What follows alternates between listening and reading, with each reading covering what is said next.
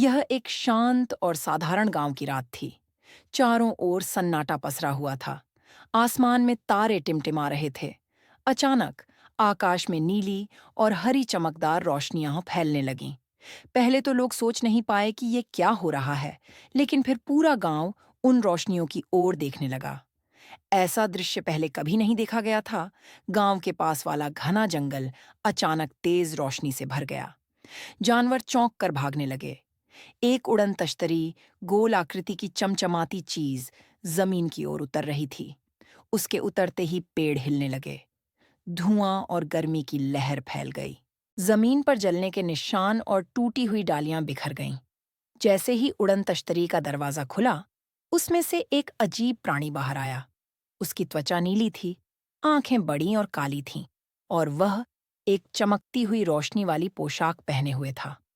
वह शांत दिख रहा था, लेकिन उसका रूप किसी ने पहले नहीं देखा था।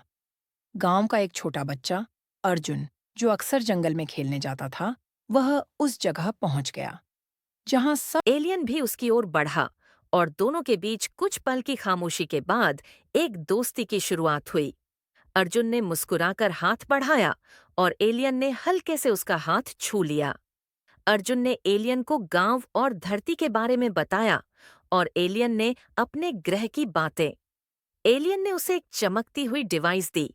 जब अर्जुन ने उसे उठाया तो आसपास की चीजें धीरे धीरे हवा में तैरने लगीं। यह किसी जादू जैसा था। यह डिवाइस उनके ग्रह की तकनीक का छोटा नमूना थी। गांव के लोगों ने सेना को सूचना दे दी थी। जल्द ही जंगल को घेर लिया गया। सैनिकों ने खोज शुरू की, लेकिन जब वे वहां पहुंचे तब तक एलियन और अर्जुन गायब हो चुके थे। सिर्फ जलने के निशान और कुछ अजीब धातु के टुकड़े वहां रह गए थे। अर्जुन और एलियन एक आखिरी बार मिले।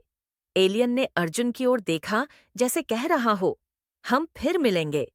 अर्जुन ने भी मुस्कुराकर हाथ हिलाया। उड़न तश्तरी फिर से आकाश में उठी और रोशनी के साथ तेजी से दूर चली गई। आसमान फिर से शांत हो गया। अर्जुन जानता था, उसने जो अनुभव किया वह उसके जीवन का सबसे खास पल था। पर शायद यह अंत नहीं, सिर्फ एक शुरुआत है।